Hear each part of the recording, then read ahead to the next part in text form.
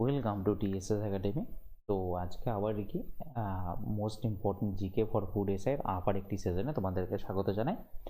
তো চলো শুরু করা যাক। তাহলে প্রথমে বলেছে, দেখো, উদ্ভিদের স্টার্চ আকারে গ্লুকোজ সংরক্ষিত শক্তি হিসাবে সংরক্ষণ করা হয়। কোন আকারে গ্লুকোজ মানুষের মধ্যে সংরক্ষিত শক্তি হিসাবে সংরক্ষণ করা হয়? দেখো, গ্লুকোজ কিন্তু মনে রাখবে গ্লাইকোজেন রূপে কিন্তু আমাদের শরীরে সঞ্চিত থাকে। গ্লাইকোজেন রূপে কিন্তু মানে সঞ্চিত থাকে। ঠিক আছে, গ্লাইকোজেন রূপে সঞ্চিত হয়ে থাকে। আচ্ছা, চলো নেক্সট প্রশ্নটা দেখো। বলছি, একটি বল মেঝেতে পড়লে লাফিয়ে ওঠে, কোন সূত্র দ্বারা একে ব্যাখ্যা করা যায়? তাহলে দেখো, নিচে থেকে পড়ে আবার কি ওপরে কিন্তু ব্যাক করে যাচ্ছে।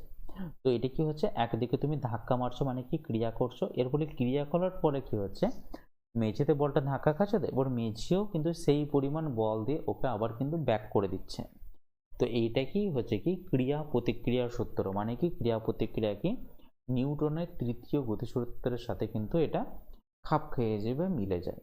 ওকে, এরপর প্রথম গতিসূত্রটা কি সূত্র? প্রথম গতিসূত্র কিন্তু একটা বলের সূত্র। প্রথম গতিসূত্র বলের ধারণা দেয়। আর দ্বিতীয় গতিসূত্র কি মনে রাখবে, ভরবেগের ধারণা দেয়। ভরবেগের ধারণা দেয় হচ্ছে কি দ্বিতীয় সূত্রটা। আর তৃতীয় সূত্রটা হচ্ছে কি ক্রিয়া প্রতিক্রিয়া সূত্র। আচ্ছা, বলছে দেখো, চিকুনগুনিয়া কোন মশা দ্বারা একটি সংক্রমণ? চিকুনগুনিয়া হচ্ছে কি এডিস মশা দ্বারা। এডিস মশা দ্বারা কিন্তু চিকুনগুনিয়া হয়ে থাকে। আচ্ছা,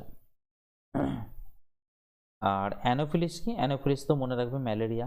অ্যানোফিলিস তো হচ্ছে ম্যালেরিয়া। ম্যালেরিয়া রোগের বাহক হচ্ছে অ্যানোফিলিস। ওকে, আচ্ছা, ওকে, চলো নেক্সট। বলছে দেখো, গরিবি হাটাও, গরিবি হাটাও স্লোগানটি কোন পঞ্চবার্ষিকী পরিকল্পনায় দেওয়া হয়েছিল? গরিবি হাটাও স্লোগানটি হয়েছিল কি পঞ্চম পঞ্চবার্ষিকী পরিকল্পনায় কিন্তু দেওয়া হয়েছিল। তখন আমাদের প্রধানমন্ত্রী ছিলেন কি? প্রধানমন্ত্রী ছিলেন ইন্দিরা গান্ধী। ইন্দিরা গান্ধীর সময় পঞ্চম পঞ্চবার্ষিকী পরিকল্পনাতে গরিবি হাটাও স্লোগানটি কিন্তু দেওয়া হয়েছিল। এরপর তৃতীয় পঞ্চবার্ষিকী পরিকল্পনা কি হয়েছিল? তোমার সবুজ বিপ্লব হয়েছিল। এবং এই সময় মনে রাখবে, তৃতীয় পঞ্চবার্ষিকীর পরই কিন্তু তিনটে 1 ইয়ার প্ল্যানিং এসেছিল। ঠিক আছে, তিনটে 1 ইয়ার প্ল্যানিং কিন্তু এসেছিল, মানে কি 1966 থেকে 1969 অবধি কিন্তু তোমার 3 ইয়ার প্ল্যানিং কিন্তু এসেছিল, মানে সরি 1 ইয়ার প্ল্যানিং করে টোটাল 3 বছর কিন্তু হয়েছিল। আচ্ছা, চতুর্থ পঞ্চবার্ষিকী পরিকল্পনা মনে রাখবে, এটা কিন্তু একটা এটাতে তো বিশাল কিছু ইম্পর্টেন্ট নয়। এই সময় হয়েছিল কি একটা ইন্দো চায়না ওয়ারও কিন্তু হয়েছিল এখানেতে। ঠিক আছে, তো খুবই প্রবলেমেটিক জায়গা হয়েছিল। আর ষষ্ঠ পঞ্চবার্ষিকী পরিকল্পনা হচ্ছে, এটা তো মনে রাখবে ইম্পর্টেন্ট যেটা হয়েছিল, যে এটাতে বলা হয়েছিল রোলিং প্ল্যান চালু হয়েছিল। এটা থেকে একটা নতুন প্ল্যান চালু হয়েছিল, সেটা হচ্ছে কি রোলিং প্ল্যান চালু হয়েছিল ষষ্ঠ পঞ্চবার্ষিকী পরিকল্পনা। ওকে, নেক্সট দেখো, বলছে গরিবি হাটাও স্লোগানটি আবার একই প্রশ্ন চলে এসছে। তো আমরা নেক্সট প্রশ্নে যাব। বলছে মানব পুঁজিতে বিনিয়োগ হলো ড্যাশ খরচ, মানে মানে হিউম্যান ক্যাপিটালেতে কি বিনিয়োগ করা হয়। দেখো দেখো, হিউম্যান ক্যাপিটালের জন্য শিক্ষা রয়েছে, প্রশিক্ষণ রয়েছে এবং স্বাস্থ্যসেবা, তিনটেই কিন্তু রয়েছে। তো রাইট অ্যান্সার হয়ে যাবে অপশন 4 হয়ে যাবে রাইট অ্যান্সার। বলছে নিচের কোনটি বিশ্ব ব্যাংকের সাথে সম্পর্কিত নয়? দেখো, বিশ্ব ব্যাংক তো অবশ্যই লোন তো দেয়, ফিনান্স কর্পোরেশন তো বটেই, প্লাস এটা একটা উন্নয়নের কাজেও তো লাগে, তাই না? উন্নয়ন সংস্থা। আচ্ছা, আন্তর্জাতিক মুদ্রা তহবিল, এখানে তো মুদ্রা রাখাও কিন্তু হয়ে থাকে, কিন্তু মনে রাখবে এটি বিশ্ব বাণিজ্য সংস্থা কিন্তু নয়। এটা বিশ্ব বাণিজ্য সংস্থার জন্য আমাদের রয়েছে ওয়ার্ল্ড ট্রেড অর্গানাইজেশন কিন্তু রয়েছে। তো ওয়ার্ল্ড মানে বাণিজ্য নিয়ে কোনোদিনই কিন্তু বিশ্ব ব্যাংক মাথা ঘামায় না, ওইটা ঘামানোর জন্য রয়েছে কি ডাব্লিউটিও রয়েছে। তো ওপরে তিনটে অপশন কিন্তু রাইট। তো লাস্টের অপশনটা বল, তো লাস্টের অপশনটাই হচ্ছে রাইট অ্যান্সার। বলছে ভারত সরকারের নিজের কোন মন্ত্রক রাজস্ব নীতি তৈরি করে? রাজস্ব নীতি কারা তৈরি করবে? নিশ্চয়ই অর্থমন্ত্রী তৈরি করবে। তাহলে রাইট অ্যান্সার হয়ে যাবে কি অপশন 2 হয়ে যাবে অর্থমন্ত্রক, তাই না? বলছে নেক্সট, অর্থনৈতিক প্রবৃদ্ধি সাধারণত এর সাথে মিলিত হয়। দেখো, অর্থনৈতিক প্রবৃদ্ধি মানে হচ্ছে কি ইনফ্লেশন, মানে কি মুদ্রাস্ফীতি। তো অবশ্যই তাহলে হচ্ছে কি অর্থনৈতিক প্রবৃদ্ধি, প্রবৃদ্ধি সাধারণত এর সাথে মিলিত হয়, তাহলে কি হয়ে যাবে তোমার মুদ্রাস্ফীতির সাথে আসছে, তাই না? মুদ্রাস্ফীতি। আচ্ছা, next, sports authority of India সাই এর সদর দপ্তর কোথায়? স্পোর্টস অথরিটি অফ ইন্ডিয়া এর সদর দপ্তর হচ্ছে কিন্তু নয়াদিল্লিতে, নিউ দিল্লি। ভারতীয় সংবিধানের কোন আদালতে অ্যাডহক বিচারক নিয়োগের বিধান রয়েছে? দেখো অ্যাডহক বিচারক মানে কি সেটা আমাকে জানতে হবে। ধরে নাও সুপ্রিম কোর্টে, ধরে নাও কাজের ফাংশন করার জন্য, সুপ্রিম কোর্টকে ফাংশন করার জন্য তোমার মিনিমাম ধরে নাও কতার জন্য বললাম, এটা কিন্তু নয়, ধরে নাও 10 জন লোক লাগবে বা 10 জন আমাদের জাস্টিস লাগবে, 10 জন জাজ লাগবে। ধরে নাও হঠাৎ 10 জন জাজ নেই, কারো ধরো শরীর খারাপ বা কেউ মারা গেছে, এরকম প্রবলেম হয়ে যায় মাঝে মাঝে। তো সেই ক্ষেত্রে ফাংশন করার জন্য মিনিমাম তো 10 জন লোক লাগবে। তো সেই জন্য কি করা হয়, একটা অ্যাডহক জাজ নিয়োগ করা হয়। ওই অ্যাডহক জাজের কাজ কি হবে, ওই অ্যাডহক জাজকে নিয়োগ করবে কে? আমাদের চিফ জাস্টিস, যে প্রধান বিচারপতি, তিনি কিন্তু নিয়োগ করবেন। এরপর নিয়োগ করার মেন উদ্দেশ্য হচ্ছে কি, যাতে ফাংশন না বন্ধ হয়ে যায়, একটা এক্সট্রা একজনকে নিয়োগ করবে। যখনই পার্মানেন্ট জাজ যখন আবার নিয়োগ হয়ে যাবে, তখন কিন্তু এই অ্যাডহক জাজকে আবার সরিয়ে দেওয়া হবে। আর এই অ্যাডহক জাজ শুধুমাত্র নিয়োগ করা হয়ে থাকে অনলি সুপ্রিম কোর্টেতেই কিন্তু করা হয়ে থাকে। তো রাইট অ্যান্সার হয়ে যাবে কি, উচ্চ আদালত। উচ্চ আদালত নয়, উচ্চ আদালত মানে হচ্ছে হাইকোর্ট। হ্যাঁ, হাইকোর্ট কিন্তু হবে না, এটা হবে কি তোমার সর্বোচ্চ আদালত, মানে কি সুপ্রিম কোর্ট হয়ে যাবে এটা। নেক্সট বলছে রাজ্যের বিধান পরিষদ কার দ্বারা বিলুপ্ত হতে পারে? দেখো রাজ্যের বিধান পরিষদ বিলুপ্ত হতে পারে কিন্তু সংসদের দ্বারা, কিন্তু মনে রাখবে তাদেরকে রেকমেন্ডেশন দেবে কে? বিধানসভা তাদেরকে রেকমেন্ডেশন দেবে, মানে একটা যে মেজরিটি নিয়ে পাস করে বলবে যে আমাদের ক্ষেত্রে বিধান পরিষদ রাখার সম্ভব হচ্ছে না, তো এটাকে সরিয়ে দিন। তো সংসদ কিন্তু সেটাকে আর্জিটাকে মেনে নেবে এবং সরিয়ে দেবে। তো আলটিমেটলি করবে কিন্তু সংসদ, কিন্তু বিধান পরিষদ, বিধানসভার কিন্তু রেকমেন্ডেশন লাগবে। ওকে, আর মনে রাখবে বিধানসভাতে মানি বিল পাস হয়, বিধান পরিষদে কিন্তু মানি বিল পাস হয় না। নেক্সট বলছে রাজ্যসভার সদস্যদের কার্যকালের মেয়াদ কত বছর? দেখো রাজ্যসভার সদস্যদের মেয়াদ হচ্ছে কিন্তু 6 বছর। ঠিক আছে, এবারে একটা কথা বলে দিই, 6 বছর বলতে কি প্রত্যেক 2 বছর অন্তর অন্তর, 2 বছর পর, বা তুমি বলতে পারো তৃতীয় বছরের শুরুতে 1/3 করে কিন্তু মেম্বার রিটায়ার করে যায়, রিমুভ হয়ে যায় কিন্তু। হ্যাঁ, আচ্ছা 5 বছর কাদের হচ্ছে, 5 বছর মনে রাখবে লোকসভার কিন্তু 5 বছর হয়ে থাকে। আর রাজ্যসভায় কি, রাজ্যসভা একটা কি পার্মানেন্ট বডি, মানে এটা কোনোদিনই কিন্তু ডিসলিউট হয় না বা ভেঙে যায় না। লোকসভা কিন্তু প্রত্যেক 5 বছর পর পর কিন্তু ভেঙে যায়। ঠিক আছে, বলছে কাঁকড়াপাড়া পারমাণবিক বিদ্যুৎ কেন্দ্র কোথায় অবস্থিত? কাঁকড়াপাড়, কাঁকড়াপাড় অবস্থিত কিন্তু মনে রাখবে গুজরাটেতে। তাহলে গুজরাটেতে পারমাণবিক বিদ্যুৎ কেন্দ্র হচ্ছে কাঁকড়াপাড়, সেটা কিন্তু গুজরাটে অবস্থিত। নেক্সট হচ্ছে কি ওজোন ক্ষয় কোন অঞ্চলে সব থেকে বেশি নিকটবর্তী? সেটা কিন্তু মনে রাখবে মেরুতে। মেরুরও যদি বলা হয় সেটা মনে রাখবে দক্ষিণ মেরুতে, দক্ষিণ মেরুর আন্টার্কটিকাতে। ঠিক আছে, দক্ষিণ মেরুর আন্টার্কটিকাতে সব থেকে বেশি কিন্তু ওজোন ক্ষয় হয়ে যায়। এবার ওজোন ক্ষয় হওয়ার ফলে কি হয়, তোমার অতি বেগুনি রশ্মি কিন্তু পৃথিবীতে এন্ট্রি করতে শুরু করে। ঠিক আছে, এটাই হচ্ছে মেন জিনিস। আচ্ছা, তারপরে দেখো 1975 সালের জাতীয় জরুরি অবস্থার সময় ভারতের রাষ্ট্রপতি কে ছিলেন? তো ভারতের রাষ্ট্রপতি ছিলেন কিন্তু মনে রাখবে ফখরুদ্দিন আলী আহমেদ। ফখরুদ্দিন আলী আহমেদ ছিলেন কিন্তু 1975 সালে যখন জাতীয় জরুরি অবস্থা চলছিল, তখন তিনি ভারতের রাষ্ট্রপতি ছিলেন।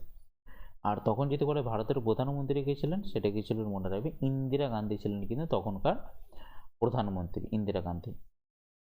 আচ্ছা, নেক্সট দেখো ভারতের সংবিধানে ধারা 371G, ঠিক আছে, বিশেষ বিধানাবলী কোন মানে রাজ্যের সাথে সম্পর্কিত? ঠিক আছে, কোন রাজ্যের সাথে সম্পর্কিত? তো সেটা রাইট অ্যান্সার হয়ে যাবে কত, 371Gটা সেটা হয়ে যাবে তোমার মিজোরাম। মিজোরাম রাজ্যের সাথে 371G মানে জড়িত। এবার দেখো 371B, ঠিক আছে, 371B কোন রাজ্য? সেটা মনে রাখবে আসাম রাজ্য, আসাম রাজ্য। এবার যদি বলা হয় যে 371C, 371C কিন্তু মনে রাখবে মণিপুর। ঠিক আছে, 371F সেটা কিন্তু মনে রাখবে সিকিম। 371H এটা কিন্তু মনে রাখবে অরুণাচল প্রদেশ, অরুণাচল প্রদেশ। এগুলো কিন্তু খাতায় নোট ডাউন করতে থাকবে তোমরা, অরুণাচল প্রদেশ। আর 371G এটা কিন্তু মিজোরাম। ওকে, এগুলো কিন্তু মাথায় রাখবে তোমরা, মিজোরাম। নেক্সট বলছে সত্যবিলোপ নীতি কে প্রবর্তন করেন? দেখো সত্যবিলোপ নীতি প্রবর্তন করেন কিন্তু লর্ড ডালহৌসি। ডালহৌসি কিন্তু সত্যবিলোপ নীতি কিন্তু প্রবর্তন করে থাকেন। ডালহৌসি কত সাল থেকে কত সাল অবধি ছিলেন? 1848 থেকে 1856 অবধি কিন্তু তিনি ছিলেন। আচ্ছা, এরপর হ্যাঁ 48 থেকে 56 অবধি কিন্তু ছিলেন। আচ্ছা, আর যদি বলা হয় যে পিডাব্লিউডি সংস্থা কে নির্মাণ করেন? পিডাব্লিউডি সংস্থা নির্মাণ করেন কিন্তু লর্ড ডালহৌসি নির্মাণ করেন। ডাক টিকিট ব্যবস্থা চালু করেন কে? ডাক টিকিট ব্যবস্থা কিন্তু লর্ড ডালহৌসি চালু করেন।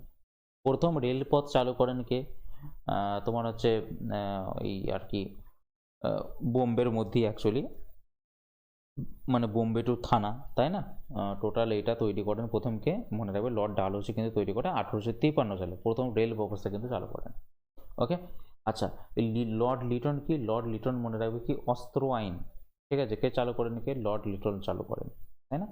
আচ্ছা, ওয়েলেসলি কি? ওয়েলেসলি কি চালু করেন? অধীনতামূলক মিত্রতা নীতি চালু করেন, বা তিনি বলতে পারেন যে চতুর্থ ইংরেজ মহীশূর যুদ্ধের সময় কিন্তু ছিলেন লর্ড ওয়েলেসলি কিন্তু ছিলেন চতুর্থ ইংরেজ মহীশূর যুদ্ধে। আর সেই যুদ্ধে কি করা হয়ে থাকে? টিপু সুলতান কিন্তু পরাজিত হয়ে থাকে, তাই না? আর লর্ড ক্যানিং কে ছিলেন? লর্ড ক্যানিং ছিলেন কিন্তু মহাবিদ্রোহের সময় কিন্তু লর্ড ক্যানিং কিন্তু ছিলেন, ঠিক আছে? ওকে, মহাবিদ্রোহের সময় 1857 সালে। আচ্ছা, এবার দেখো স্বতন্ত্র সত্যাগ্রহ আন্দোলনের প্রথম সত্যাগ্রহী ছিলেন, ঠিক আছে? প্রথম সত্যাগ্রহী গিয়েছিলেন, তো দেখো প্রথম সত্যাগ্রহী ছিলেন কিন্তু বিনোবা ভাবে, বিনোবা ভাবে। আর বিনোবা ভাবের পর যদি সেকেন্ড সত্যাগ্রহী যদি বলা হয় সেটা কিন্তু ছিলেন জওহরলাল নেহেরু। আর যদি বলে তৃতীয় কে ছিলেন? ব্রহ্ম ছিলেন। ব্রহ্ম ছিলেন হচ্ছে কি তৃতীয় ব্যক্তি ছিলেন।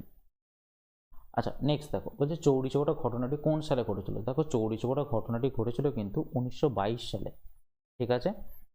তো চৌরি চৌরাটা কোথায় অবস্থিত? চৌরি চৌরা কিন্তু উত্তরপ্রদেশে অবস্থিত। সেইখানে কি হয়েছে, একটা পুলিশের ডেরাতে গিয়ে অ্যাংরি জনতা কি করে ওইখানে গিয়ে কিন্তু অ্যাটাক করে ফেলে এবং আগুন দিয়ে পুড়িয়ে অনেকগুলো পুলিশকে কিন্তু মেরে ফেলে, ঠিক আছে?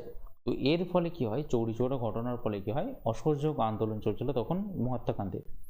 তো মহাত্মা গান্ধী কি করেন, অসহযোগ আন্দোলন কিন্তু প্রত্যাহার করতে বাধ্য হয়ে যান, ঠিক আছে? ওকে, নেক্সট দেখো জাতীয়তাবাদী পত্রিকা বন্দে মাতরম কে প্রতিষ্ঠা করেন? বন্দে মাতরম পত্রিকাটি কে প্রতিষ্ঠা করেন? তাহলে বন্দে মাতরম করেন কে? ঠিক আছে, তাহলে বন্দে মাতরম পত্রিকাটি করেন কিন্তু মাতঙ্গিনী হাজরা। মাতঙ্গিনী হাজরা করেন কিন্তু এই বন্দে মাতরম পত্রিকাটি তিনি প্রতিষ্ঠা করেন। আচ্ছা, চিত্তরঞ্জন দাস কে ছিলেন? চিত্তরঞ্জন দাস ছিলেন মনে রাখবে স্বরাজ পার্টি গঠন করেছিলেন। চিত্তরঞ্জন দাস ও মতিলাল নেহেরু স্বরাজ পার্টি কিন্তু গঠন করেছিলেন। আর এই চিত্তরঞ্জন দাস কিন্তু অরবিন্দকে একটা মানে কেস থেকে কিন্তু বাঁচিয়েছিলেন। মানে কি, কোন কেসটা ছিল? আলিপুর বোমা মামলা, ওখান থেকে কিন্তু ওকালতি করে অরবিন্দ ঘোষকে তিনি কিন্তু বাঁচিয়েছিলেন। ওকে, আর বিপিন চন্দ্র পালকে কি বলা হয়? বিপিন চন্দ্র পালকে কিন্তু বাংলার বার্ক বলা হয়ে থাকে, ঠিক আছে? আচ্ছা, এবার দেখো যতীন্দ্রনাথ মুখোপাধ্যায় কি? যতীন্দ্রনাথ মুখোপাধ্যায় মনে রাখবে অনুশীলন সমিতির একজন মেম্বার ছিলেন যতীন্দ্রনাথ মুখোপাধ্যায়, ঠিক আছে? আচ্ছা, নেক্সট চলো, কোন শহরে পরবর্তী গ্রীষ্মকালীন অলিম্পিক গেমস অনুষ্ঠিত হবে? সেটা কিন্তু অবশ্যই প্যারিসে অনুষ্ঠিত হবে। নিম্নলিখিত মধ্যে আইবিএ মহিলা বিশ্ব বক্সিং চ্যাম্পিয়নশিপ 2023 নতুন দিল্লিতে উদ্বোধন করেছিলেন কে? সেটা হচ্ছে শ্রী অনুরাগ সিং ঠাকুর করেছিলেন। নিম্নলিখিত কোন দেশে ভারতের ইউপিআই পদ্ধতি গ্রহণকারী প্রথম বিদেশি দেশ হবে? সেটা তো সবাই জানো, রাইট অ্যান্সার হবে কি? নেপাল হয়ে যাবে রাইট অ্যান্সার। কিয়োটো প্রোটোকল নিচের কোনটির সাথে যুক্ত? সেটা রাইট অ্যান্সার হবে কি? বিশ্ব উষ্ণায়ন সাথে যুক্ত হচ্ছে কি? কিয়োটো প্রোটোকল যুক্ত। নেক্সট প্রশ্ন হচ্ছে কি, দেখো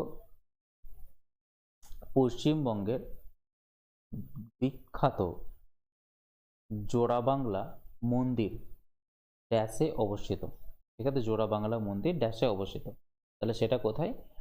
বিষ্ণুপুরে কিন্তু অবস্থিত, বিষ্ণুপুরে অবস্থিত কিন্তু। তো আজকের মতো তাহলে এখানেই স্টপ করলাম। আবার দেখা হবে তোমাদের সাথে নেক্সট সেশনে। আশা করি তোমাদের ক্লাস খুবই পছন্দ হচ্ছে। তো এরকম ক্লাস আরও পেতে চাইলে তোমরা অবশ্যই আমাদের চ্যানেলটাকে সাবস্ক্রাইব করে দিও।